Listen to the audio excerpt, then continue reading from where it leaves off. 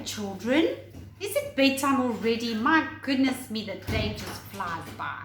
Okay, so today I've got a story called How the Elephant Got His Trunk. It was written by Andrea Florence and Angela Sinclair. How the Elephant Got His Trunk. Okay. Long, long ago in Africa, the elephants that roamed the veldt looked much like they do today. They were the biggest of all the animals and with huge bellies and heavy legs.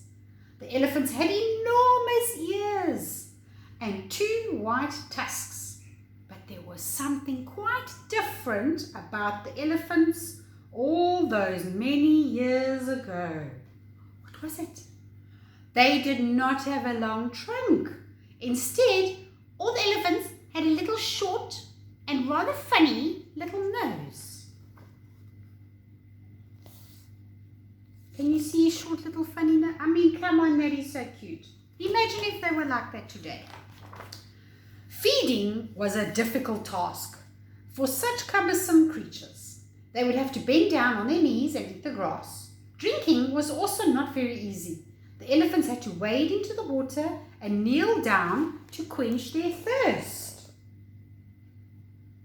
That must have been quite tricky for them, hey?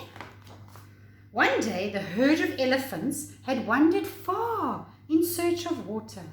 Eventually, they found a new river, and before long, they were kneeling in the cool water to gulp down as much as they could.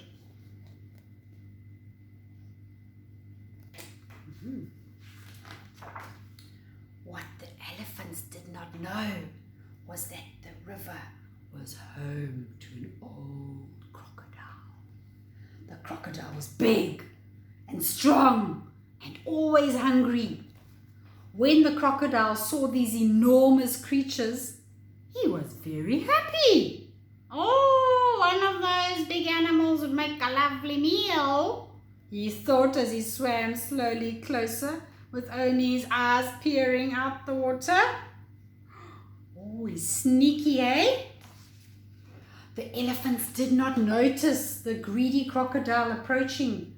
Too busy were they, slurping up the water on their bent knees. As crocodile got closer, he slowly opened his long jaws, wider and wider, until snap! He clamped his mouth over a young elephant's nose. Oh no! The poor young elephant got such a fright that he immediately pulled backwards to free himself. The crocodile himself was also surprised. And so the struggle began. Back and forth they tugged. Sometimes it looked as though the crocodile might win, but then the elephant tugged with all his might, and he managed to pull the crocodile onto the river bank. But then the crocodile would pull the other way again. The other elephants looked on anxiously, all cheering loudly when the elephant seemed to be winning.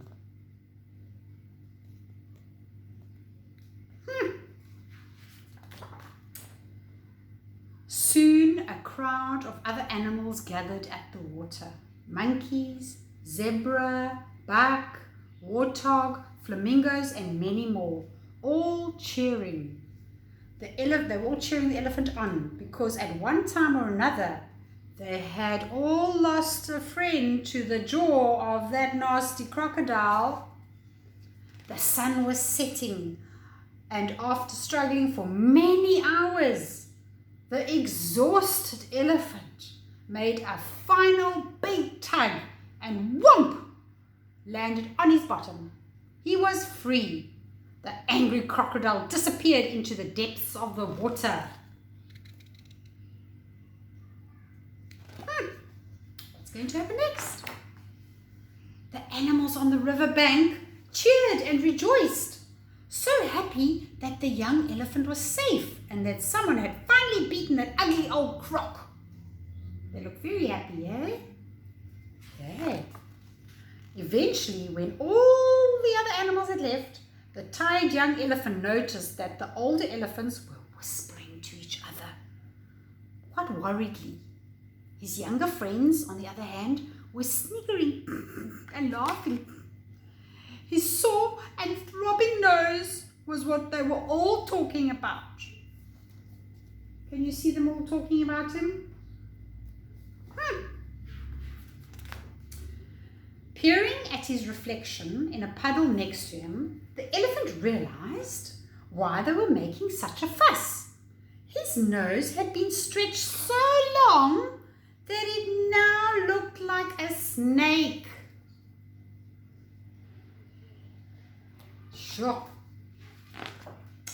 While the young elephant was rather upset with the strange new nose, he did realize, however, that he was lucky to be alive.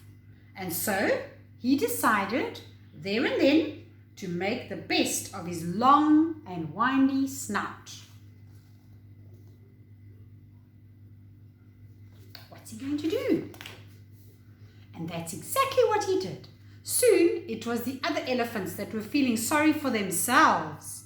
With Elephant's new trunk, he was able to reach the highest branches for juicy leaves. And no longer did he have to kneel to drink. He could simply slurp up the water with his fantastic new nose. Now they're all jealous. They had a lot to say, but now they're all jealous. It wasn't long before the other elephants made their way back to the riverbank. They wanted a tug of war with the old crocodile. And one by one, they came back with their stretched noses. And each elephant discovered how wonderful it was to have a long trunk instead of a short little stumpy nose. Isn't that funny? So there they were talking about him, and then they all wanted a little nose like that, a little trunk like that. From that time on, all elephants were born with a long, winding, and very useful trunk. Crocodiles still try to catch elephants every now and again, but luckily it's usually the elephants that win. You see him sailing there with his little eyes slinking up the water. Sneaky little crocodile. What did you think of that book, children?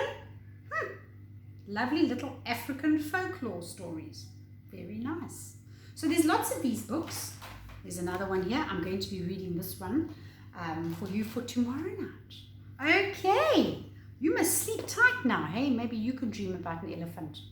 Or is there something that you would like to have different? Maybe you'd like wings. Maybe like little butterfly wings. You can fly somewhere. I'd like to have very fast legs so I can run. What else? Maybe some children have told me they'd like to be invisible. I wonder what else people could want. Or maybe long, long arms so we can hug everybody at once. I don't know. But anyway, you must have lovely dreams, okay? And we'll see you tomorrow. Bye.